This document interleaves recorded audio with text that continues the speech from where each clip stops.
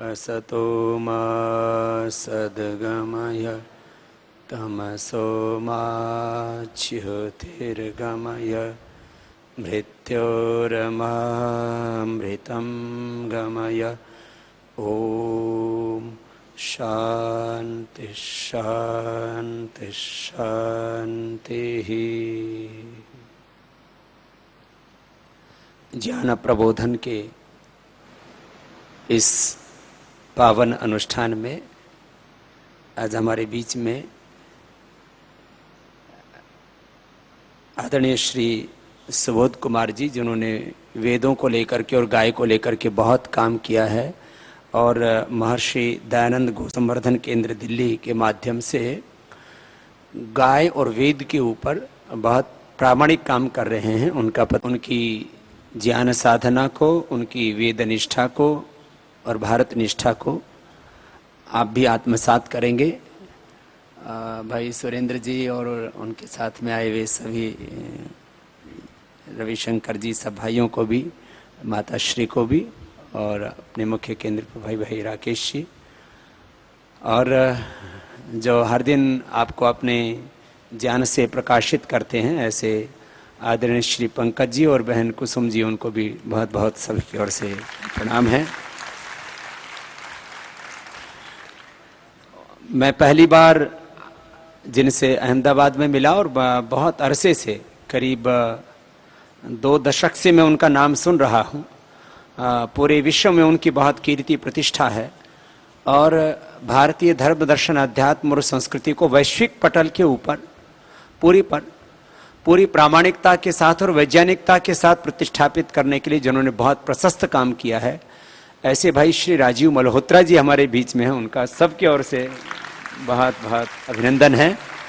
और वो पहली बार पतंजलि योग पीठ में आए हैं और क्योंकि अब किसी बहुत बड़े अनुष्ठान में नहीं, आज एक जो है उनके साथ में एक आत्मीय संवाद का ये क्रम यद्यपि पहले शुरू हो चुका था, लेकिन उनका भौतिक रूप से, व्यवहारिक रूप से यहाँ प्रथम आगमन हुआ है। एक बार पुनः उन सब की ओर से बहुत बहुत उनका अभिनंदन है। जिस भारत की संस्कृति 1,96,98,53,114 वर्ष पुरानी है और जिसका पूरे यूरेशिया में साम्राज्य था, जो आर्यावर्त देश, जो भारतवर्ष और भारतीय शासकों का साम्राज्य, माने आज जिसको यूरोप कहा जाता, उसके कुछ भाग से लेकर के, माने यवन से लेकर के, रोम, मिस्र से लेकर के, ईरान, इराक, अफगानिस्तान और फिर इधर पूर्व में जो है वर्मा और बांग्लादेश और वियतनाम तक। देखो, 2 तरह से साम्राज्य होता है। एक राजनीतिक साम्राज्य होता है, एक बौद्धिक साम्राज्य होता है। भारत का बौद्धिक साम्राज्य तो इतना उन्नत था, इतना विराट था, और हमने कभी किसी को नीचा दिखाने के लिए नहीं, बल्कि जो है सदा से हमारी संस्कृति में एक शब्द प्रयोग होता आया है, देवासुर संग्राम, धर्म युद्ध। हमने धर्म की प्रतिष्ठापना के लिए, देवत्व की प्रतिष्ठापना के लिए, न्याय की प्रतिष्ठापना के लिए कार्य किया। जो है कभी किसी के साथ क्रूरता नहीं की, कभी जो अन्यायपूर्ण तरीके से धन का अर्जन नहीं किया। हमारे यहां पर धर्म को सबसे पहला तत्व मांगना, उसके बाद में अर्थ को, उसके बाद में काम को, और अंतिम गंतव्य हमने जीवन का मोक्ष को माना। तो ये जो पूरी कल्पना है हमारी, जो पूरा संकल्प है हमारा, जो पूरा दर्शन, जिसको आज की भाषा में जो विचारधारा, आइडियोलॉजी, या जो हमारे प्रिंसिपल्स, सिद्धांत, वो बहुत ऊंचे थे। वो सदा से, हम प्रवाह से बोले तो अनादिकाल से ये, और अब भारत और भारतीयता के ऊपर हम आगे जाकर के देखें तो भारत का सदा से वैश्विक चिंतन रहा है। लेकिन भारत की इस अपरिमित सामर्थ्य से, चाहे उसका वह भौगोलिक सामर्थ्य है, चाहे उसका आर्थिक सामर्थ्य है, भारत का राजनीतिक सामर्थ्य है, सबसे बड़ा जो उसका बौद्धिक चारित्रिक सामर्थ्य है, तो ये कोई हमने तो निर्मित किया नहीं सब कुछ इस राष्ट्र को, ये तो ईश्वरीय विधान से सब कुछ निर्मित हुआ है। और उसमें जो है जब हम अतीत में जाकर के देखते हैं तो हमें साफ साफ दिखता है कि भगवान का विशेष अनुग्रह इस भूखंड पर रहा है, जिसको हम भारतवर्ष कहते हैं। अब इस भारत को नीचा दिखाने के लिए जो वैश्विक ताकतें हैं, चाहे उसमें राजनीतिक ताकतें हैं, चाहे वैश्विक पंथ हैं, उनको आज तो धर्म ही का नाम दे दिया जाता है, इसलिए रिलीजियस पावर्स हैं। रिलीजियस शब्द क्योंकि उनके अनुकूल ही बैठता है, तो अब उनको हिंदी रूपांतरण में जैसे अनुवाद में बहुत सी भ्रांतियां हुई हैं, तो चाहे वो धार्मिक ताकतें हैं, चाहे आर्थिक ताकतें हैं, चाहे वो तथाकथित सामाजिक ताकतें हैं, राजनीतिक ताकतें हैं, वो कभी वो भारत का उदय नहीं देखना चाहती। और हमने इस बात को बार बार यहां पर कहा है कि जिस भारत का पूरे यूरेशिया में सामाजिक, आध्यात्मिक, आर्थिक और राजनीतिक बहुत बड़ा साम्राज्य था, और आज भी जो है उसकी जड़ें नष्ट नहीं हुई हैं। माना कि उसके ऊपर बहुत वार हुए हैं, प्रहार हुए हैं, क्षत विक्षत हुआ है, लेकिन उससे जो उसकी जड़ें हैं वो हिली नहीं हैं। और दूसरे बहुत बोनी विचारधाराएं हैं, वो तो खुद उनकी चूल्हे अपने आप ही हिली हुई हैं, कोई हमने नहीं हिलाई है और हम किसी को हिलाना भी नहीं चाहते।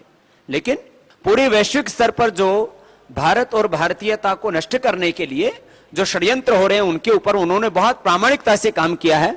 और उसके लिए उनके एक विश्व में प्रसिद्ध पुस्तक ब्रेकिंग इंडिया, उसका नाम जो थोड़ा बहुत भी अंग्रेजी पढ़े लिखे हैं या सोशल मीडिया आदि को समझते हैं, वो उसको बहुत उन्होंने पढ़ा है। और पूरे विश्व के बौद्धिक जगत में जो बहुत चर्चित नाम है और उनके काम हैं, ऐसे श्री राजीव मल्होत्रा जी से मैं कहूंगा कि वो आज सबको निष्कर्ष के रूप में अपना प्रबोधन दें। आज उनका ये प्रथम प्रबोधन होगा, और उसके बाद हम चाहेंगे कि वो एक लंबी श्रृंखला भी पूरे वैश्विक परिप्रेक्ष्य में भारत और भारत की क्या आवश्यकता, उपादेयता है, उसकी क्या भूमिका है भारत की पूरे विश्व में, उसको लेकर के वो आगे भी इस एक व्यापक चर्चा हमारे बीच में करेंगे। पतंजलि योगपीठ आकर के उन्होंने देखा है, और यहाँ के प्रकल्पों से वो बहुत अभिभूत भी हैं। आचार्य कुलम में भी वो गए और मुझसे आकर के कहने लगे कि बाबा जी, जो ये आचार्य कुलम है, ऐसी तो शिक्षा व्यवस्था पूरे भारत में होनी चाहिए। हमने कहा संकल्प तो हमारा यही है, ये तो हमारा एक पायलट प्रोजेक्ट है। और भारत की शिक्षा दीक्षा, और क्योंकि व्यवस्था परिवर्तन, मैंने बार बार इस बात को कहा है, वो शिक्षा के परिवर्तन से होगा। आधार वो है, नींव वो है, और उसके ऊपर ये व्यवस्था परिवर्तन का भवन खड़ा होगा। मैं आदरणीय श्री राजीव जी से प्रार्थना करूंगा कि वो सबको संबोधित करे।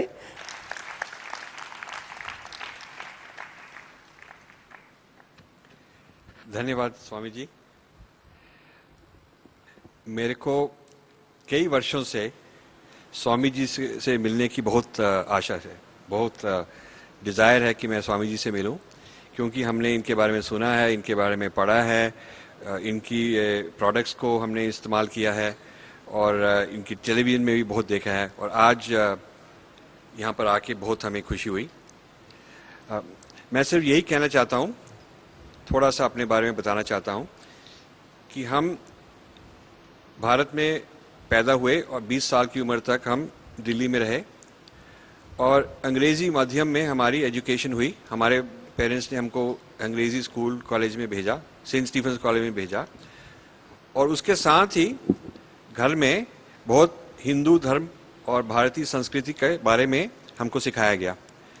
और क्यों ये दोनों चलते गए, जैसे तभी मेरे को अच्छा लगा कि ये जो स्कूल है यहाँ पर, ये संस्कृत भी सिखाएगा, संस्कृत की नॉलेज भी सिखाएगा और मॉडर्न नॉलेज भी सिखाएगा। तो हमारी किस्मत इतनी अच्छी नहीं थी कि हमको फॉर्मल एजुकेशन भी संस्कृत की मिल सके। तो जो स्कूल की एजुकेशन थी वो सारी अंग्रेज़ी की थी, लेकिन घर की एजुकेशन सारी हमारी संस्कृति की से जुड़ी हुई थी। तो हमारे को धर्म के बारे में और पूजा पाठ के बारे में और तीर्थ के बारे में और इन चीज़ों के बारे में, योग, इन चीज़ों के बारे में बचपन में घर में काफ़ी सिखाया गया था।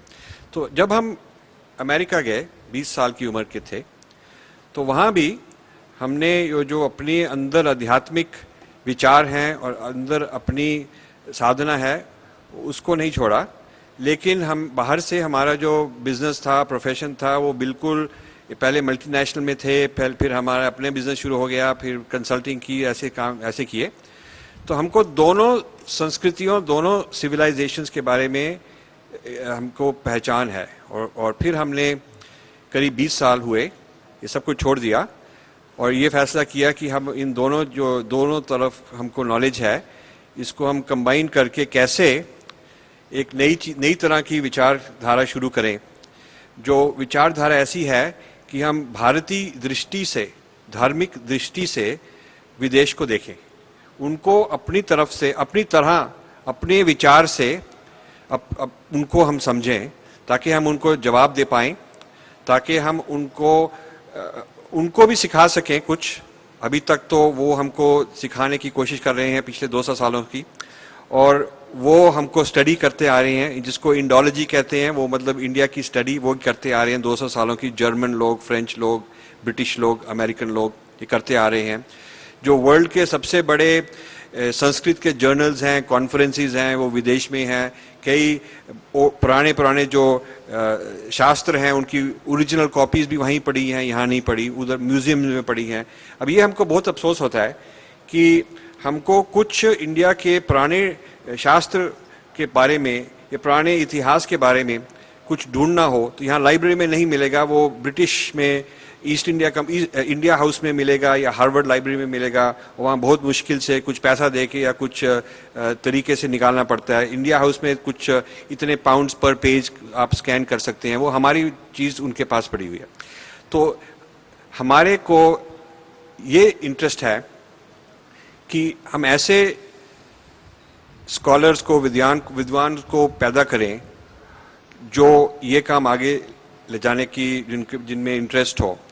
और ये एक दो आदमी का काम नहीं है, 10-15 आदमी का काम नहीं है, ये तो 1000-2000 के बहुत सारे लोग चाहिए होंगे। और इन लोगों को 1-2 पीढ़ियां इसी में लगने के बाद ही इसका कुछ असर होगा।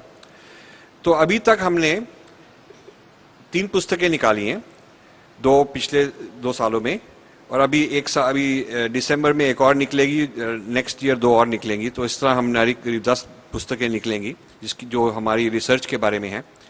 तो ये जो 2 पुस्तकें अभी निकली हैं, एक का तो हिंदी में निकल चुके हैं, ट्रांसलेशन अभी निकला है, और दूसरी का दिसंबर तक निकल आएगा।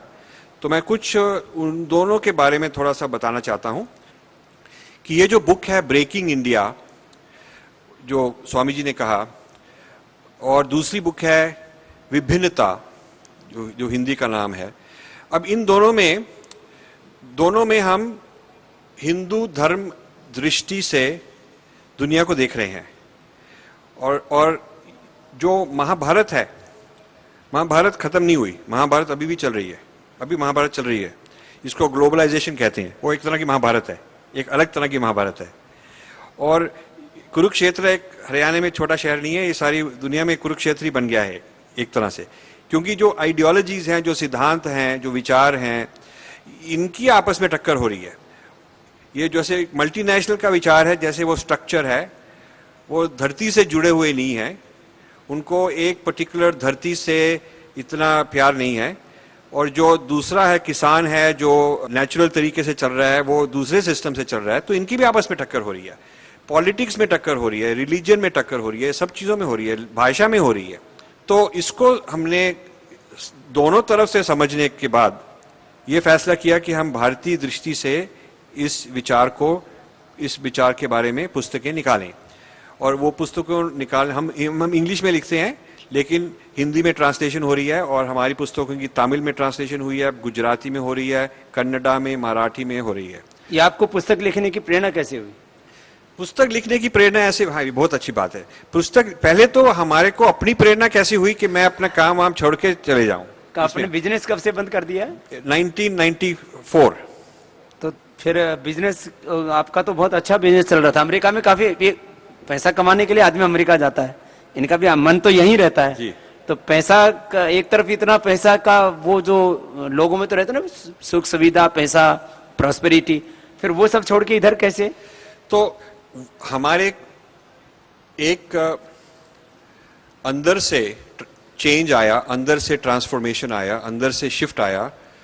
और ये जो अंदर, बीच बीच में थोड़ा सा अंग्रेजी के शब्द बोल सकते हो, क्योंकि इतने दिन वो अंग्रेजी बोलते रहे, पढ़ते रहे, तो बीच में हिंदी के लफ्ज थोड़े से। अब मैं हिंदी तो दोबारा सीख रहा हूँ। अभी मैं पिछले 1 साल से हिंदी बोलनी शुरू की। ये पहले तो हिंदी बोल नहीं पाते थे, अभी अच्छी हिंदी बोल रहे हैं और वो परिष्कृत हो जाएगी। इनको अभिनंदन है इसके लिए भी। तो हमारे को वेदांत से, अपनी धर्म से कभी हमने सेपरेट नहीं किया। चाहे जो भी भाषा बोलें, चाहे जहाँ भी रहें, जैसे भी रहें, ये हमने कभी एक दिन के लिए भी सेपरेट नहीं किया। और हमने काफ़ी गुरु से इनिशिएशन भी ली, कई तरह के मेडिटेशन में, कई तरह की साधना में इनिशिएशन ली, और वो हम करते ही गए, वो चेंज नहीं हुआ। लेकिन 94, 95 के टाइम में हमारे लाइफ में कुछ ऐसी चीज़ें आई, ऐसे द्वंद्व आए, ऐसी कन्फ्यूजन आए, चैलेंजेस भी आए, कि जिनके कारण अंदर से जो जवाब आए, वो जवाब ये थे कि अब और पैसा कमाने का क्या फ़ायदा, और ये बिजनेस चलाने का क्या फ़ायदा। अंदर से हमारे को कुछ ऐसी आइडियाज़ आ रहे हैं कि हम उनको रिसर्च करने के लिए, उनके पीछे जाने के लिए हमारे में ये प्रेरणा आई। और जब ये प्रेरणा आई, इतनी ज़ोर से आई प्रेरणा, कि हमने जब अपने जो हमारे मैनेजमेंट के लोग थे, जो भी अलग अलग कंट्रीज़ में हमारे जो बिजनेस थे, हमने उनको इकट्ठा करके जब ये बोला कि हम तो ये छोड़ के जा रहे हैं, तो किसी ने ये यकीन भी नहीं किया। सबने कहा ये तो मजाक कर रहा है, ये तो इतना 24/7 चलता रहता है, भागता यहाँ वहाँ, बिल्कुल एम्बिशियस बिजनेस, कितना सक्सेसफुल, ये कैसे क्या बोल रहे हैं, ये तो कभी नहीं करेगा, ये तो कोई या मजाक कर रहा है। किसी ने वो कहा अच्छा तू जाके कहीं साइकेट्रिस्ट के पास चले जाए, शायद तेरे को कुछ हो गया है।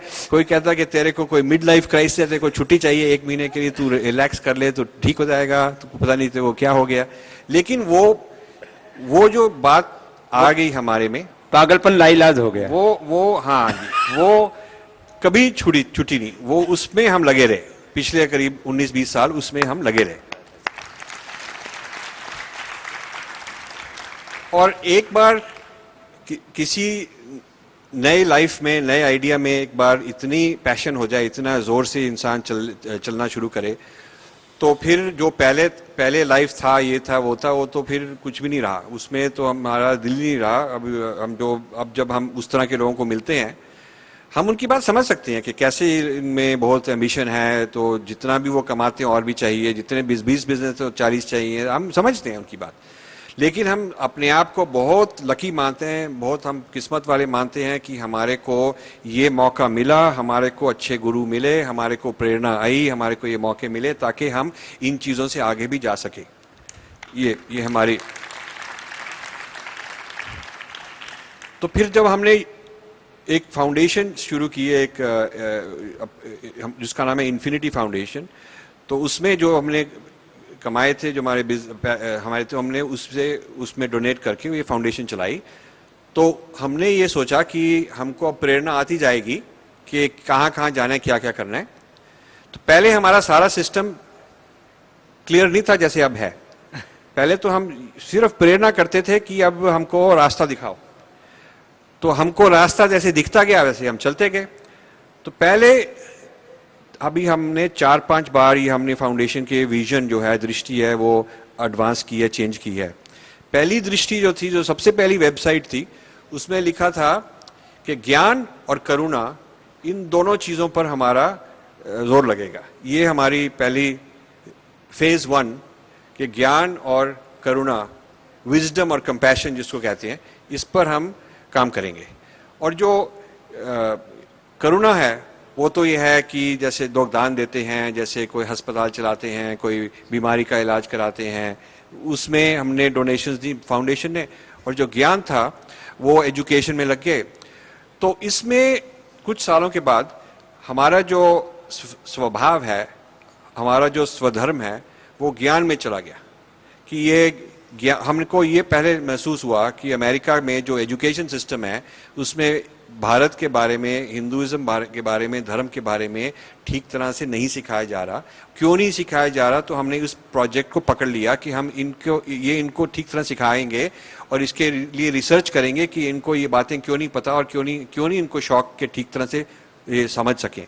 तो हमने स्कूल वाले कई लोगों को, जहाँ पर हमारे बच्चे, एक लड़का लड़की जहाँ स्कूल जाते थे, बहुत वो अच्छा माना गया स्कूल है अमेरिका के टॉप 20 स्कूल्स में, तो उन लोगों को हमने ये प्रोजेक्ट दिया कि आपके स्टूडेंट्स को हम ऋषिकेश लेके आया करेंगे, इंडिया लेके आया करेंगे मार्च में। तो पहले हम 20 स्टूडेंट और कई टीचर्स को ले आए, गंगोत्री तक गए, काफ़ी जगह गए। तो उनमें इतना इफेक्ट हुआ कई स्टूडेंट्स तो वापस जाके बिल्कुल चेंज हो गए, उनकी लाइफ ही बदल गई। तो इस तरह से हमने कई प्रोजेक्ट कॉलेजेस में शुरू किए, स्कूल्स में शुरू किए, और उससे हमको नॉलेज आई कि क्या क्या प्रॉब्लम्स हैं, क्या क्या समस्याएं हैं, और इनके बारे में, इनके मन में क्या क्या विचार हैं जो गलत हैं, जो ठीक होने चाहिए। और वो ये हमने रिसर्च की कि क्या कहाँ पर ये गवर्नमेंट का हाथ है अमेरिका में, कहाँ पर ये सिर्फ ये लोग इग्नोरेंट हैं, इनको पता ही नहीं है, अज्ञानी है, तो उसका रोल है। बड़ी जो वर्ल्ड की जो बड़ी बड़ी यूनिवर्सिटियां, वहां भी तो आपने बहुत लेक्चर दिए। हमने हार्वर्ड में प्रोजेक्ट किए, हार्वर्ड में इंडोलॉजी का एनुअल कॉन्फ्रेंस हमने स्पॉन्सर की, हमने वहां जाके लोगों से बातचीत की, वो तो बहुत बड़े बड़े टॉप स्कॉलर्स थे, उनसे बहस की। हमने कोलंबिया यूनिवर्सिटी में प्रोजेक्ट किया, यूनिवर्सिटी ऑफ कैलिफोर्निया में वर्ल्ड रिलीजन एंड साइंस का सबसे पहला जो लार्ज स्केल प्रोजेक्ट था अमेरिकन यूनिवर्सिटी में, university of California Santa Barbara में, वो हमने शुरू किया। और उनको कहा कि ये जो आप साइंस एंड रिलीजन कहते हैं वो तो क्रिश्चियनिटी के बारे में ही बोलते हैं, पर हिंदुइज्म बुद्धिज्म जो धर्म हैं उनके बारे में साइंस एंड रिलीजन हमने वहाँ शुरू की। तो कई नई तरह की रिसर्च शुरू की। और इंडिया में हमने इस तरह के जो थिंकर्स हैं उनको पैदा करने के लिए काफ़ी सारे यहाँ कॉन्फ्रेंसेस किए। पहला जो सब्जेक्ट हमको बहुत अच्छा लगा वो ये था कि रिलीजन कहकर तो एक ही डिपार्टमेंट है अमेरिकन यूनिवर्सिटी में जहां आप जा सकते हैं, लेकिन जिसको साइकोलॉजी कहते हैं, कॉग्निटिव साइंस कहते हैं, न्यूरो साइंस कहते हैं, माइंड साइंस कहते हैं, उसमें एक्चुअली ये हिंदुइज्म और बुद्धिज्म की चीजें लाकर पढ़ा रहे हैं, पर उसको हिंदुइज्म बुद्धिज्म नहीं कहते, उसको उन्होंने अपना नया नाम दे दिया है और कह दिया कि हमारी नई चीज है। तो इसका मतलब ये जो मेडिटेशन से निकालकर, योग से निकालकर, वेजिटेरियनिज्म से निकालकर, आयुर्वेदा से निकालकर, ये हमारे कई तरह के सिस्टम्स से निकालकर इन्होंने कई चीजें निकाली हैं, अलग निकाली हैं। और जो अमेरिकन लोग हैं, ब्रिटिश लोग हैं, इस तरह के लोग हैं, उन्होंने अपने नाम को पेटेंट भी कर दिया है, ट्रेडमार्क भी कर दिया है, नई नई चीजें निकाल दी हैं। अब हम इस पॉइंट पर पिछले 15-20 साल से रिसर्च कर रहे हैं। अब इसी पॉइंट पर हम के काफी वॉल्यूम्स निकलने वाले हैं कि उसी को जो विचार जो जिन पूरे, पहले तो भारत को देखा, यहाँ पढ़े, फिर दुनिया देखी, और फिर जो विचार निकले वो इन्होंने उस पुस्तक के रूप में दिए, और अब एक जुनून बन गया। आप देखिए कि करीब 18 देशों में 20 कंपनियां, और उन सारी कंपनियों को एक कर्मचारियों से $1 माने वो नाम मात्र $1 लेके सारी कंपनियां उनके नाम कर दी, और जो संस्था बनाई उसमें करीब 200 करोड़ रुपए उस संस्था को दे करके और पूरा जीवन इसमें डेडिकेट कर दिया। मतलब ये कोई छोटी बात नहीं है। माने जिंदगी का मकसद ही, कि मेरे जीवन का मकसद हमारा भारत, हमारी भारतीय ज्ञान परंपरा, हमारे ऋषियों का चिंतन, और वो कैसे इस विश्व में प्रतिष्ठापित हो, इतना बड़ा संकल्प लेकर के आप लगे हुए हैं। तो उस पुस्तक के बारे में आप कुछ कह रहे हैं? हाँ, सो मैं ये तो एक बैकग्राउंड रखा। हाँ, ये बैकग्राउंड है। अब हमने कई अपनी नई वोकैबुलरी शुरू की है, वोकैबुलरी अपने वर्ड्स निकाले हैं। अब वो इंग्लिश के भी वर्ड्स हैं और कई पुराने संस्कृत के वर्ड्स भी हम उनको नया मीनिंग दे रहे हैं। अब तो एक तो हम कह रहे हैं कि हम वेस्ट के बारे में पूर्व पक्ष करना चाहते हैं, हम उनकी पूर्व पक्ष करना चाह रहे हैं। पुराने जमाने में तो वेदांत ने बुद्धिज्म की पूर्व पक्ष की, बुद्धिज्म ने वेदांत की, किसी ने मीमांसा की, किसी ने कैसे की, आपस में एक दूसरे की पूर्व पक्ष की, शास्त्रार्थ। आज के जमाने में हमको बाकी जो विदेशी सिस्टम्स हैं, थिंकिंग के, फिलॉसफी के, रिलीजन के, हिस्ट्री के, इतिहास के, उनको अपनी तरफ से, अपनी दृष्टि से समझना है। ये एक नई तरह की पूर्व पक्ष है, तो ये हम शुरू कर रहे हैं। और उससे हम एक तो ये निकाल रहे हैं कि क्या क्या खतरे हैं, क्या क्या डेंजर्स हैं, जैसे ब्रेकिंग इंडिया में लिखे हैं, जो बाकी विदेशी लोकेशन एरियाज जो वहाँ के स्थान हैं वहाँ से आ रहे हैं। अब जैसे चीन से कई चीज़ें आ रही हैं, अब माओइस्ट आ गए हैं। वेस्टर्न कल्चर से लोगों को सिखाया है कि आप इंडिया के नहीं हैं, आप तो कहीं और के हैं। आर्यन द्रविडियन का अलग उन्होंने कॉन्फ्लिक्ट किया है, वो भी आर्टिफिशियल कॉन्फ्लिक्ट बनाया गया है ताकि लोग जुड़े ना, अलग हो जाएं। और फिर ये जो इस्लामिक फंडामेंटलिज्म है, ये भी प्रॉब्लम है। तो जो भी आइडियोलॉजी भाषाओं के नाम पर, मजहबों के नाम पर, किसी और देश के साथ जुड़ी हुई है, किसी और मिट्टी के साथ जुड़ी हुई है, जो यहाँ की मिट्टी के साथ नहीं जुड़ी, जिनको गंगा नहीं प्यारी, जिनको हिमालय नहीं प्यारा, जिनको हमारी धरती नहीं प्यारी, जिनको सिर्फ यहाँ से जो मिल सकता है वो ले लेंगे, पर उनके जो रियल जो उनका प्यारी जगह है वो कोई और जगह है। और जो उनके हेडक्वार्टर्स हैं, जहाँ से उनको ऑर्डर आते हैं कि ये सच है ये झूठ है, जहाँ से उनको सिद्धांत आते हैं वो फॉरेन सिद्धांत हैं। ये भी एक तरह की मल्टीनेशनल है, ये भी एक तरह की मल्टीनेशनल है, क्योंकि मल्टीनेशनल जैसे ही ये काम करते हैं। और ये इनके ब्रांच ऑफिसेज हैं, और इंडिया में भी उनके बहुत सारी ब्रांच ऑफिसेज हैं और सब्सिडरीज हैं, ये जॉइंट वेंचर्स लगा दिए हैं। आदेश भी आते हैं और वहां से वो पैसा भी आता है, फंडिंग भी आती है, और फंडिंग को फिर वो इवेलुएट करते हैं कि इस फंडिंग से आपको ग्रांट दिया और इसको ग्रांट दिया, 50 लोगों को इंडिया में ग्रांट दिया तो किसने ज्यादा काम किया हमारे मुताबिक। हाँ, और वो हर हफ्ते वो वहां पर रिपोर्ट भेजते हैं, मॉनिटरिंग होती है उसकी। हाँ, मॉनिटरिंग होती है, स्प्रेडशीट होती है जिसके ऊपर वो एनालाइज करते हैं कि कहाँ से क्या हमारे को क्या फायदा हुआ। तो वो एक तरह का वोट बैंक बना रहे हैं, और वो एक वोट बैंक इतना बढ़ी जा रहा है कि अब उनकी हेडक्वार्टर्स से कोई इंडियन पॉलिटिशियन खड़ा होता है, और वो क्योंकि इंडियन है, भारतीय सिटीजन है, उसको अधिकार है, वो कर सकता है सारा, क्योंकि हमारा कानून इतना ऐसे खुला हुआ है, तो इसलिए वो लोग आते हैं। पर जो उनकी लॉयल्टी है, जो वो जिसके साथ वो जुड़े हुए हैं, वो उनकी सबसे प्यारी जगह ये नहीं है, ये हमने पता कराया। और ये पता कराने के लिए ये कहानी बड़ी अच्छी है। ये एक ब्रेकिंग इंडिया जो पुस्तक है, उसका जो कवर है, वो कवर के ऊपर इंडिया का मैप है, वो जगह वो टूटा फूटा इंडिया दिखाया गया है उस मैप में। मतलब एक का है मुगलस्तान, वो मुगलस्तान है, ये अफगानिस्तान, पाकिस्तान और नॉर्थ इंडिया और बांग्लादेश, ये सारे मुगलस्तान कहा गया है।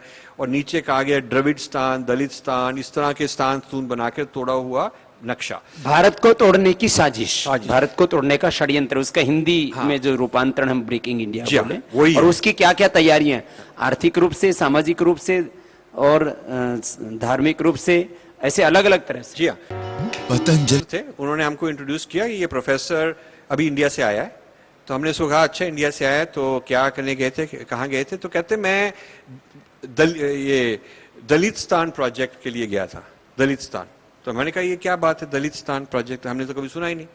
तो वो हमको बड़े इनोसेंट तरीके से, उसको नहीं पता कि ये हमको कैसे इसका इफेक्ट होगा, तो वो तो हमको बड़े आराम से बता रहा था कि मैं ये दलितस्तान प्रोजेक्ट है, हम जाके वो ये जो एफ्रो दलित उन्होंने एक वर्ड निकाला है। एफ्रो मतलब जो अफ्रीका के लोग हैं, एफ्रो दलित मतलब कि जो दलित लोग हैं वो अफ्रीका के लोग हैं, वो एक ही हैं।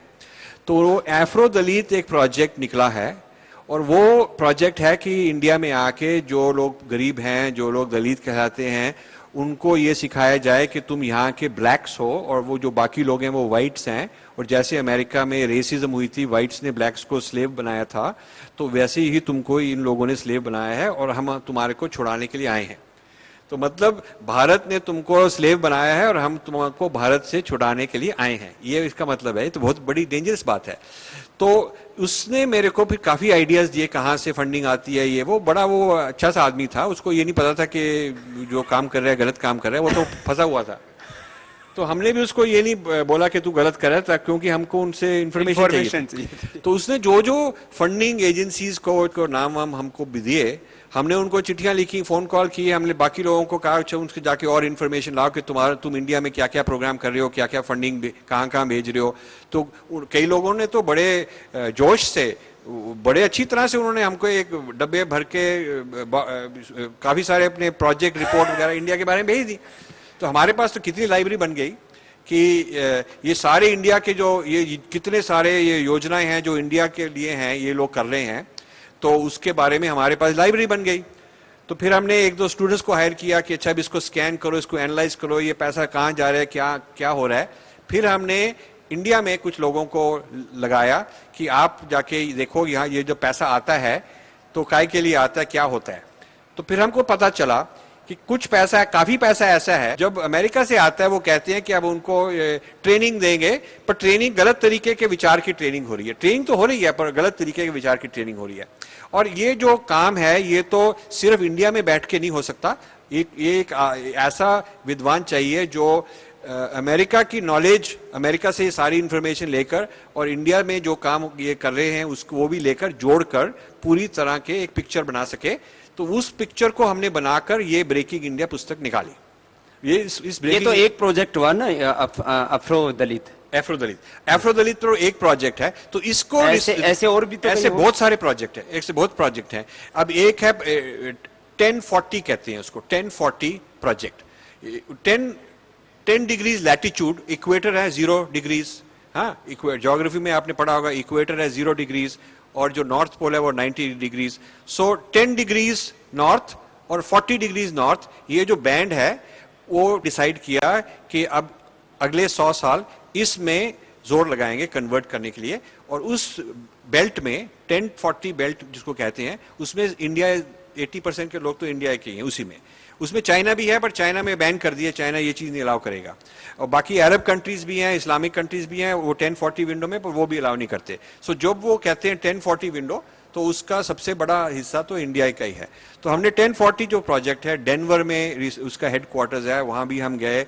कई बार इन लोगों की इस तरह की कई कॉन्फ्रेंसेस हो रही हैं जहां पर आर्यन द्रविडियन डिवाइड करने के लिए बहुत स्कॉलर्स लगे हुए हैं, हार्वर्ड के स्कॉलर्स लगे हुए हैं, कहाँ की तरह के लोगों के स्कॉलर्स लगे हुए हैं।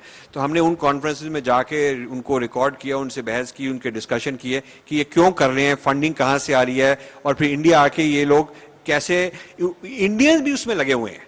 आपको ये नहीं ये नहीं समझना कि सिर्फ ये विदेशी लोग काम कर रहे हैं, इंडियंस लोग इसमें बहुत बहुत जोर से लगे हुए हैं। और कई, ये जो ब्रेकिंग इंडिया किताब है, इसमें हमने करीब 100 लोगों के नाम दिए हैं, ये ऑर्गेनाइजेशंस के नाम दिए, इंडिविजुअल्स के नाम दिए हैं जो इस काम में लगे हैं। और कई लोग यूरोपियन है, कई अमेरिकन है, कई इंडियन है, कई इंडियन बाहर बैठे हैं, कई इंडियन इंडिया में बैठे हैं, उनके भी नाम हमने दिए हैं।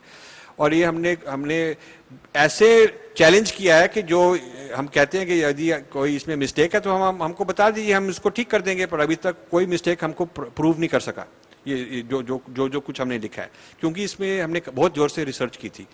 तो ये जो प्रोजेक्ट्स हैं ये यहाँ पर ह्यूमन राइट्स कहलाते हैं, पर ये जो फॉरेन फंडेड ह्यूमन राइट्स के प्रोजेक्ट्स हैं, हमको हमारे लोगों को पता होना चाहिए कि ये इनके पीछे कौन है और क्या कर रहे हैं, उनकी क्या स्ट्रेटेजी है, क्या उनकी दृष्टि है, ये हमको पता होना चाहिए। इसमें कितना पैसा आता होगा मल्होत्रा जी, करीब साल भर में?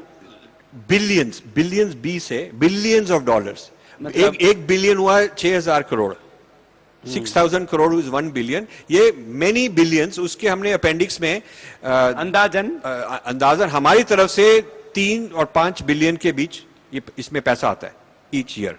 कुछ ऑफिशियल आता है, कुछ वैसे ही आता है, कुछ किस नाते आता है, जो रिलीजन नहीं कहेगा, वो कहेगा हमने यहाँ पर कोई विलेज में ये बनाना है, वो बनाना है। तो अब देखिए, अब हमने विलेज जाके काफी रिसर्च की। आप सोचिए, करीब ये तो वो है जो पैसा आइडेंटिफाई कर लिया गया जी, है।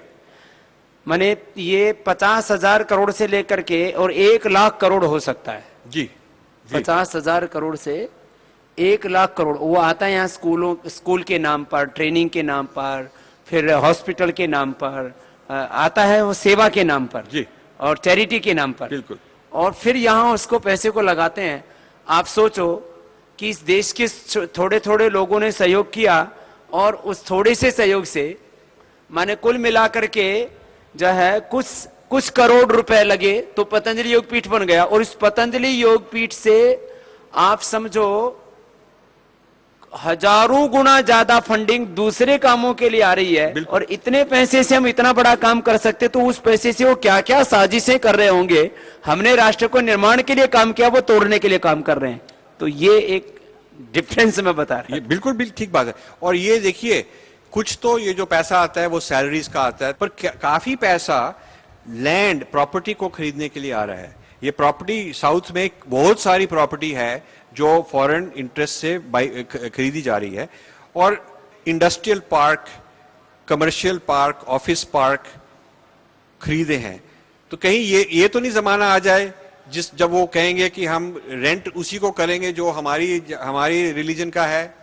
हाँ, अभी देखो स्कूलों में तो हो रहा है कि आपको साउथ में कोई अच्छा स्कूल हो तो यदि आप कन्वर्ट करो तो फीस माफ हो जाएगी, नहीं तो स्कूल में निकल अंदर आना बहुत मुश्किल है और उसमें फीस भी बहुत ज्यादा है। ये कई लोगों ने हमको बोला कि हम इसलिए कन्वर्ट हो गए क्योंकि हमारे बच्चे स्कूल में जा सकें, और अदरवाइज उसके हमारे को कोई कारण नहीं था कन्वर्ट होने के लिए। सो एक जमाना ऐसे भी आ सकता है। अब देखिए एजुकेशन के लिए लोग कन्वर्ट करने जा रहे हैं और इसके कोई कानून नहीं है जो उसको रोक सके। तो शायद नौकरी के लिए भी एक जमाना आ सकता है कि कोई कहे हमने ये ऐसी फंडिंग दिया है और प्रेफरेंस देंगे जो लोग इस जाति के हैं या इस रिलीजन के हैं उन लोगों को जॉब मिलेगी। तो इस तरह से एक तरह के हम खरीदे जा रहे हैं। ये हमारा, और इसमें बहुत से एनजीओज काम कर रहे हैं, बहुत सारे एनजीओ। अब अकेले उत्तराखंड में, अब छोटा सा है ये तो 43,000 अकेले उत्तराखंड में। अब कितना सा है ये पहाड़ यहाँ है। और आप देखो कोई बढ़िया काम होता है, अब उत्तराखंड में आपदाई कोई एनजीओ नहीं दिखा आपको? 48,000 एनजीओ हैं यहाँ अकेले उत्तराखंड में। आप देखिए उत्तराखंड में जब 48,000 हैं तो पूरे हिंदुस्तान में ये कई लाख एनजीओ, बहुत लाख है, हाँ, कई लाख एनजीओ, फिर ट्रस्ट, और फिर वो मैंने बोला था एक बार, विदेशी पैसा और विदेशी पुरस्कार जिन लोगों को मिला है उनसे सावधान रहना चाहिए। बिल्कुल जी। और देखिए ये हमने एक प्रोजेक्ट, इसको भी जरा थोड़ा बताओ। हाँ, ये हमने एक प्रोजेक्ट दिया, ये उत्तरांचल में अल्मोड़ा के पास एक ग्रांट दिया किसी को, कि उसने देखा कि ये ग्रांट का ये पर्पस था कि जड़ी बूटियां जो हैं इलाज के लिए, जो जानवरों के इलाज के लिए जड़ी बूटियां, आयुर्वेद जानवरों के लिए भी है, उसके लिए उसकी पूछ के लिए कि ये क्या काम हो रहा है, कैसे हो रहा है। तो ये लोगों ने हमको बताया कि कई फॉरेन एनजीओज उनका काम है ये जड़ी बूटियां, उनकी कटिंग्स लेकर सीख करके ये कैसे उगाते हैं, इसका क्या फायदा होता है, ये से करके वो फिर प्रोजेक्ट रिपोर्ट भेज देते हैं किसी फार्मास्यूटिकल कंपनी को और वो पैटेंट ले ले। इस इंडिया की कई तरह की इस तरह की नॉलेज को एक तरह के चोरी समझ सकते हैं, ये भी एक काम है। पर वो एनजीओ किसान को बोलेगा कि हम आपको सहायता करने के लिए आए हैं, हम बच्चों के लिए एक स्कूल लगा देंगे, लगा भी देंगे शायद, अब आपके लिए डिस्पेंसरी लगा देंगे, आपको अच्छी तनख्वाह भी दे देंगे। अब मैं आपको एक कहानी देता हूँ, ये बहुत इंपॉर्टेंट पॉइंट है, ये मैंने कभी पब्लिक में नहीं डिस्क्लोज किया है, मेरी पुस्तक में निकलेगा। मैं कई बार तो निकालता नहीं पुस्तक के बिना मैं बोलता नहीं, क्योंकि मैं कहता हूँ पुस्तक में ही निकले। लेकिन स्वामी जी के साथ मैं बैठा हूँ, अब मैं ऐसी बात बताऊंगा क्योंकि ये आयुर्वेद की बात है। जी जी, ये आयुर्वेद की कहानी है। देखिए जब मैं अमेरिकन स्कूल स्टूडेंट्स को ऋषिकेश ला रहा था तो एक वहां आनंद स्पा 7 स्टार स्पा खुल रहा था। अब काफी चला हुआ है, बहुत चला हुआ है। उस वक्त खुला नहीं था, अगले हफ्ते 2 हफ्ते में खुलने वाला था। ये करीब 2001, 2, 3 की बात है।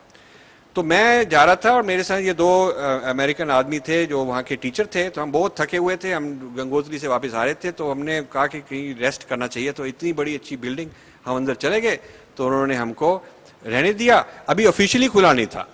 अब वहाँ हम आयुर्वेदिक मसाज किया, तो वो जो एक आदमी था मसाज करने वाला, वो केरला का ट्रेंड था। हम हमेशा बातचीत करते हैं, जो यूएसए में भी जो मसाज करने वाले हैं केरला के, हम हमेशा उनसे खूब उनकी कहानी सुनते हैं, क्या क्या हो रहा है, ताकि हमको नॉलेज भी आए, आइडिया भी आए। तो उसने हमको कहा कि हम आयुर्वेद से भी आगे बढ़ गए हैं। तो मैंने कहा तो आयुर्वेद पाया, आयुर्वेद के भी आगे बढ़ गए हैं। तो इसे सर हम अवेदा यूज करते हैं, अवेदा प्रोडक्ट। मैंने कहा अवेदा प्रोडक्ट? इसे हाँ, ये this is more advance than Ayurveda, हम वो प्रोडक्ट यूज करते हैं, अवेदा। अच्छा, मैं इसकी कहानी बताता हूँ, ये बहुत इंपॉर्टेंट कहानी है। तो फिर जब हमारा मसाज खत्म हुआ तो मैं विंडो पर गया, मैंने कहा मैं अवेदा का जो सैंपल है मैं खरीदना चाहता हूँ, क्योंकि मेरे को पता था कि इस पे जो एड्रेस लिखा है मैं फिर वो पूछताछ करूंगा ये कौन लोग हैं।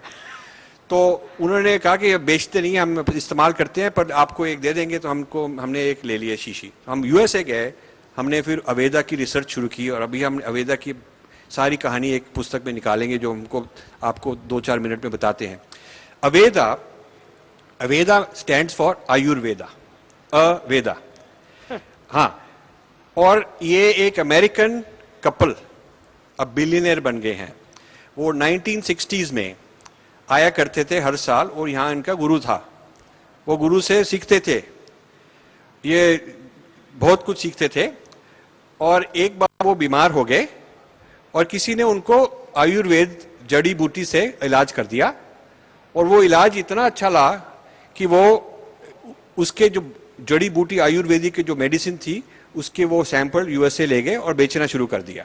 और हर साल वो यहाँ आते थे, एक उनकी अपनी कहानी लिखी हुई है उनकी, आते थे और वेबसाइट और ये सूटकेस भर के आयुर्वेद वापस लेके जाते थे और उसको वहाँ बेचते थे और उनका मुफ्त में टिकट निकल आता था। तो ये ज़्यादा अमीर नहीं थे, हिप्पी टाइप लोग थे, गरीब टाइप लोग थे और साधारण लोग थे। और ऐसे करते करते फिर उन्होंने यहाँ से जो आयुर्वेद खरीदना शुरू किया और अपना ब्रांड लगा दिया अवेदा, और वहाँ अच्छी तरह से बॉटल, अच्छी तरह से पैकेजिंग फैंसी करके मॉडल्स वॉडल्स लगा के मार्केटिंग शुरू कर दी। वो बहुत चलना शुरू हो गया। और फिर उन्होंने नेक्स्ट स्टेज, इस पर हमारे को दुख है, पहले तो जो एक्सपोर्ट किया वो तो ठीक है, दुख ये है कि उन्होंने केरला में जो वैद्य हैं और आयुर्वेद के वैद्य हैं उनको हायर करके यूएसए में ले गए और उनके साथ जहां पर फार्मिंग होती है केरला में वहां जाके उनको एड दी। एड मतलब हमको आपको हेल्प कर रहे हैं, पर एड का मतलब ये था कि वहां से कटिंग लेंगे, सीखेंगे कैसे फार्मिंग होती है ताकि कैलिफोर्निया में फार्मिंग शुरू हो जाए। तो उन्होंने यूएसए में बहुत लार्ज स्केल आयुर्वेदिक के जो जड़ी बूटियां उनकी फार्मिंग शुरू की। अब ये काम बहुत बढ़ गया और जो अब उनको हिंदुस्तान की प्रोडक्ट की जरूरत नहीं, क्योंकि वो अपने आप उगा रहे हैं और जो नॉलेज है वो वैद्य ने उनको वैसे ही दे दी। तो अब ये लेडीज प्रोडक्ट में नंबर 1 वर्ल्ड में number 1 brand, face creams, hair products, cosmetics, अवेदा, natural no chemicals, natural products. इस ये idea, this is the world number 1 brand in high class, more than Avon Chevon, वो तो छोटी मोटी बात है। और फिर करीब 10 साल हुए, एस्टे लॉडर ने उनको खरीदा। एस्टे लॉडर फ्रेंच कंपनी है, फ्रेंच कॉस्मेटिक्स और परफ्यूम्स और वर्ल्ड की लार्जेस्ट कॉस्मेटिक्स कंपनी है एस्टे लॉडर। एस्टे लॉडर ने उनको बहुत ज्यादा वैल्यू से खरीद लिया। अब उनके एस्टे लॉडर के जो एनुअल रिपोर्ट है उसमें देखो, अवेदा डिवीजन जो है, अब अवेदा एक अलग डिवीजन है, ये करीब 4-5 बिलियन डॉलर्स की डिवीजन है। 4-5 बिलियन डॉलर्स, इतनी बड़ी इंडिया में कोई कॉस्मेटिक कंपनी नहीं है, कोई सारी इंडिया की आयुर्वेद प्रोडक्ट कंबाइन करके उनकी ज़्यादा प्रोडक्शन है, इतनी बड़ी प्रोडक्शन है उनकी, सेल है। सो हमने उन लोगों को इंटरव्यू किया कि देखो आपने, एक तो उसको आयुर्वेदा नहीं कहलाते, उसको कहते हैं हमारे पैटेंटेड हर्बल प्रोडक्ट्स हैं, सब अपने अपने पैटेंट लगा रखे उन्होंने। तो हमने कहा कि देखो अब आपने इंडियन फार्मर को कितनी रॉयल्टी दे रहे हैं आप? तो वो कह रहे कुछ नहीं दे रहे। तो आपको इंडियन फार्मर को रॉयल्टी देनी चाहिए, उनकी नॉलेज है। अब जब इंडिया वेस्ट से कोई इंटेलेक्चुअल प्रॉपर्टी ले, चाहे सॉफ्टवेयर हो, चाहे टेक्नोलॉजी हो, चाहे फार्मास्यूटिकल हो, तो रॉयल्टी देनी पड़ती है, तो इंटरनेशनल लॉ है। तो आपने ये जो जड़ियां बूटियां ली वो भी तो होना चाहिए। तो कहता नहीं, वहां पर कोई पैटेंट वैटेंट नहीं था, तो हमने तो उनको हेल्प दी, वो भी बड़े अच्छे लोग थे। हम वो फिर मेरे को फोटो दिखाने शुरू कर दी कि देखिए इसके साथ हमने फोटो ली, हमने चिट्ठी लिखी, उसने भी चिट्ठी लिखी, हमने वहाँ स्कूल शुरू किया। मतलब छोटा मोटा काम उन्होंने कर दिया और करोड़ों का, अरबों का उन्होंने फायदा लेके वो चले गए। अब ये कहानी, इसमें हमने एक university of California Santa Barbara में एक और प्रोजेक्ट का फंडिंग किया था। वो आयुर्वेद का नहीं था, वो कोई और प्रोजेक्ट था। वो साइंस एंड रिलीजन पे हमने एक प्रोजेक्ट योजना शुरू की थी काफी साल पहले कि ये हमारे धर्म के मुताबिक साइंस एंड रिलीजन पे रिसर्च होनी चाहिए। तो क्योंकि हम जाते थे वहाँ हर साल 2-3 बार, तो उन्होंने हमको कहा कि आप इस बार हम आपको बड़ी एक और चीज दिखाएंगे, you will be very proud. तो हमने कहा दिखाइए। तो वहाँ हमको एक अर्बल फार्मिंग, जड़ी बूटियों का फार्मिंग, वो जो कैलिफोर्निया वाले कर रहे थे, वो उन्होंने हमको टूर दी। उन्होंने कहा कि ये तो you will be very happy कि हम सारे बेस्ट जो वर्ल्ड के आयुर्वेदिक जड़ियाँ बूटियाँ यहाँ जो उगा रहे हैं। तो मैंने कहा ये तो आप उगा रहे हैं, तो ये कहाँ से लाए हैं? तो उन्होंने कहा हम इंडिया से लाए हैं, इस जगह से, इस जगह से, इस जगह से। और किसी को इंडिया में उन्होंने $1 भी रॉयल्टी का या किसी का नहीं दिया, सब उन्होंने ले लिया, अपने पैटर्न दिए, अपने ब्रांड नेम लगाई और चलाई। तो ये जो है हाउ आयुर्वेदा बिकेम अवेदा, मतलब जैसे आयुर्वेदा को अवेदा बनाकर किसी ने इतना बड़ी मल्टीनेशनल लगा ली, ये एक बड़ी इंपॉर्टेंट कहानी है। और इस तरह की हमारे पास करीब 100 कहानियां हैं, कोई किस सब्जेक्ट में, कोई किस टॉपिक में, कोई मैथमेटिक्स में, कोई मेंटल हेल्थ में, कोई मेडिसिन में, हर एक जगह में इस तरह की जो हमारी नॉलेज चल जा चुकी है और हमको ये पता भी नहीं और हम फिर भूल जाते हैं। और फिर अवेदा जैसी कंपनी सारी दुनिया में जाके, चाइना में उनके फैक्ट्रियां शुरू हो गई हैं, वो मैन्युफैक्चर कर रहे हैं, मेड इन यूएसए चाइना में लगा रहे हैं, बाकी कंट्रीज में लगा रहे हैं, और जो हम हैं वो हमारे को उसमें कोई फायदा नहीं हो रहा। तो ये काम, इन तरह की चीजों को हम रिसर्च कर रहे हैं। इस समय भारत की मुख्य चुनौतियां आप वैश्विक स्तर पर जो भारत के खिलाफ जो वो लोग आगे 50, 100, 500 सालों का सोच के करते हैं ना, वो तो सारे काम कि धीरे धीरे हम 10 साल में यहाँ पहुंचेंगे, 20 साल में यहाँ, 25 साल में यहाँ, 50 साल में यहाँ, वो लोग आने वाले 10, 20 साल नहीं, आने वाले 50 साल, 500 सालों की योजना बना करके काम करते हैं। आने वाले 50 सालों के बारे में बैठ करके सोचो, तब जाकर के हम हिंदुस्तान को बचा पाएंगे। और हम सब मिलकर के यदि नहीं सोचेंगे तो आने वाले उनके 50 सालों की क्या योजना है, जरा थोड़ा सा इसके बारे में। 500 साल की नहीं बात कर रहा, 50 सालों के बारे में दुनिया की जो अलग अलग ताकतें हैं वो भारत को कैसे तोड़ने के बारे में सोचते हैं, जरा दो इसके 5-7 कुछ। तो ये जो है उनके जो इरादे हैं जी, चाहे वो इंडिविजुअल अच्छा आदमी भी हो, पर वो जो नौकरी यहाँ कर रहा है, ये आपको देखना चाहिए ना, जहां उसकी नौकरी है, जहां वो जुड़ा हुआ है, आइडियोलॉजी तो वहीं से आती है ना।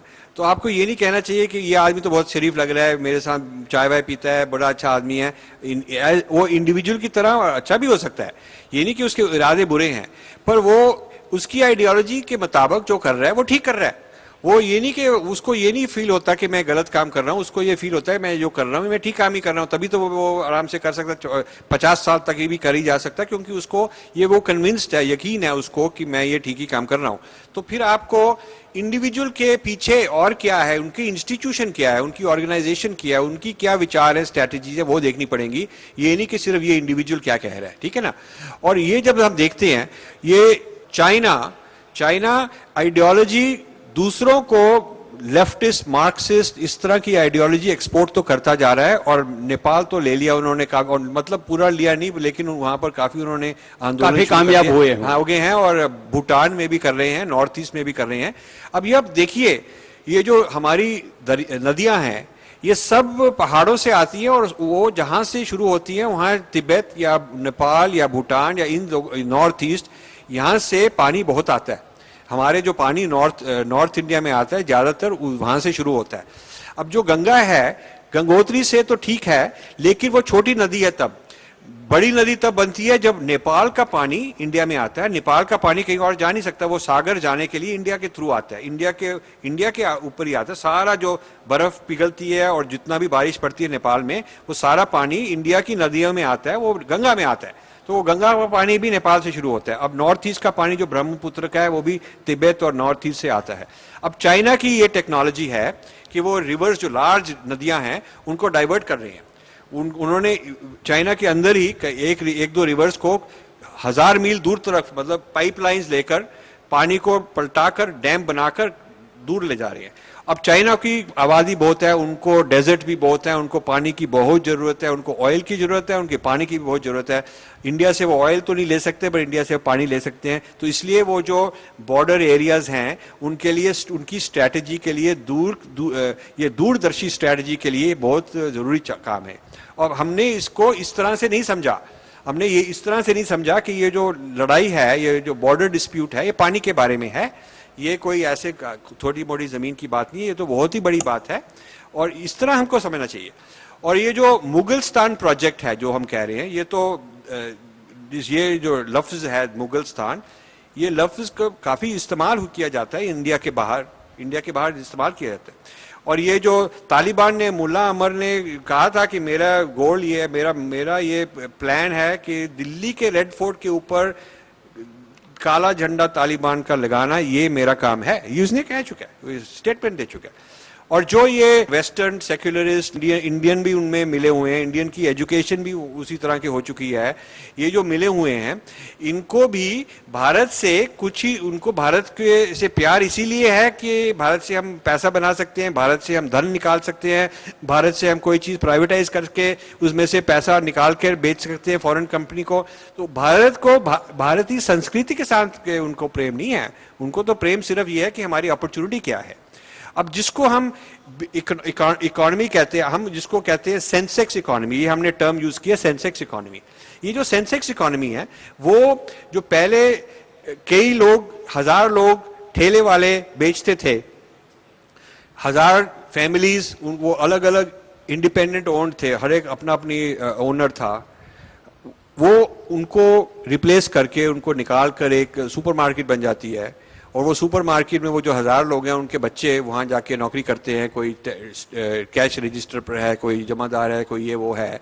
तो इसका मतलब जो उनका अपना फैमिली का धंधा था वो फैमिली का धंधा नहीं रहा, अब तो वो नौकरी कर रहे हैं। ये जो पहले कैपिटल था ये बड़ा डिसेंट्रलाइज था, 1000 फैमिलीज के हाथ में ये कैपिटल था, वो अब सेंट्रलाइज करके एक व्यापारी के हाथ में हो गया है। और वो व्यापारी फिर फॉरेन इन्वेस्टर ले आता है, वो फॉरेन इन्वेस्टर ले आते हैं, मतलब उसको आप तो वो अरबपति बन जाता है और फॉरेन इन्वेस्टर को वो इक्विटी बेच देता है, तो ये काफी उसका धन इंडिया से बाहर चले जाता है।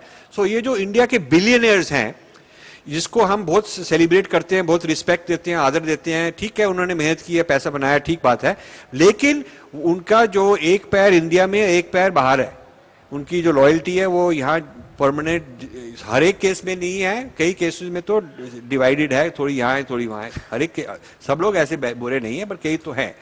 और जो इकोनॉमी जो हमारी डिसेंट्रलाइज रही है, फार्मिंग डिसेंट्रलाइज रही है, किस तरह कितने किसान, कितने ड्राइवर, कितने लोग ठेले वाले हैं, कितने लोग जो स्ट्रीट में वेंडर्स हैं क्या काम कर रहे हैं, इनको रिप्लेस करके जिसको हम कह रहे हैं ऑर्गेनाइज्ड इकोनॉमी, ऑर्गेनाइज्ड इकोनॉमी जो है वो एक तरह जो डिसेंट्रलाइज्ड इकोनॉमी है उसका नाश कर रही है। तो ये जो ऑर्गेनाइज्ड इकोनॉमी है ये तो बढ़ रही है, सेंसेक्स में जो लोग बहुत पैसा कमा रहे हैं वो तो ठीक है, पर किसको रिप्लेस कर रहे हैं? उन लोगों में अनएम्प्लॉयमेंट जा रही है, फार्मर्स में अनएम्प्लॉयमेंट जा रही है, फार्मर्स में सुइसाइड बढ़ रही है, क्योंकि ये जो सेंसेक्स इकोनॉमी है ये 1, 2, 3, 4% के लोगों के लिए या मे बी 5% जो इंडिया के लोग हैं वो इसमें बहुत धन बना रहे हैं, बहुत उनको फायदा हो रहा है, बाकी जो 80-90% है उनको फायदा इसमें से नहीं हो रहा। सो ये जो लेकिन ये जो थिंकिंग है ये बाहर के विदेशी जो मल्टीनेशनल्स के साथ जुड़ी हुई है, ये अलग है ही नहीं बिल्कुल। और ये जो हमारी सरकार है ये भी इसमें इन्वॉल्व है, सरकार भी इसी चीज में इन्वॉल्व है, वो भी इनकरेज कर रही है। अब देखिए सेंसेक्स के जो सारे कंपनीज हैं मिलकर 25% से ज्यादा इक्विटी फॉरेन इन्वेस्टमेंट है। इसका मतलब फॉरेन इन्वेस्टमेंट इतनी ज्यादा बढ़ गई, पहले थी 5%, फिर होगी 10%, फिर होगी 20%, अब 25 से ज्यादा हो चुकी है। इसका मतलब हर साल हम क्योंकि हमारी शॉर्टेज है, हमारे पास पैसा नहीं है, हम इंपोर्ट कर जा रहे हैं, तो कहां से लाएंगे पैसा, तो इसलिए हम बेची जा रहे हैं, माइंस बेची जा रहे हैं, जो कुछ धन है, जो भी हमारी, ये तो एक गलत तरीका है। इसका मतलब ये ऐसे है कि सपोज मेरे को आमदनी नहीं है, मैं अपने बड़े आराम से रहना चाहता हूँ, मेरी ज्यादा आमदनी है तो आमदनी नहीं है तो मैं अपने घर बेची जा रहा हूँ, जो मेरे को जायदाद है वो बेची जा रहा हूँ, हर साल बेच के रह रहा हूँ, तो ये तो सारी उम्र तो नहीं चलेगा ना, ये तो खत्म हो जाएगा। तो इसको दिवालिया बनाने वाला है। हाँ, ये नेशनल वेल्थ जो है, ये जो पहले तो नेशनल वेल्थ को प्राइवेट सेक्टर को बेच दिया कि आप ले लीजिए, तो फिर वो जो प्राइवेट सेक्टर है वो उसमें जो फैमिली है, जो प्रमोटर है, वो तो अपने लिए काफी पैसा ले लिया और बाकी उन्होंने फॉरेन इन्वेस्टर को बेच दिया। तो इसका मतलब ये सिस्टम है, ये नेशनल वेल्थ बिकी जा रही है और फॉरेन कंट्रोल और ज्यादा आता जा रहा है। अब देखिए अंग्रेज भी तो पहले कंपनी की तरह आए, ईस्ट इंडिया कंपनी तो मल्टीनेशनल थी, वो इंग्लिश गवर्नमेंट थोड़ा आई, वो इंग्लिश कंपनी आई, वो आकर उसने धीरे धीरे करके और चीजों को टेक ओवर करते करते सारा कंट्री उनके कब्जे में आ गया, तो वो उनका एम्पायर बन गया। फिर बाद में क्वीन विक्टोरिया ने टेक ओवर किया ईस्ट इंडिया कंपनी को, पहले तो East India Company private company empire चला रही थी। तो अब हम दोबारा गुलामी की तरफ जा रहे हैं। हम इसको पहचानने के लिए, इसको पकड़ने के लिए हमको काफी रिसर्च करनी है दूसरे लोगों के बारे में भी।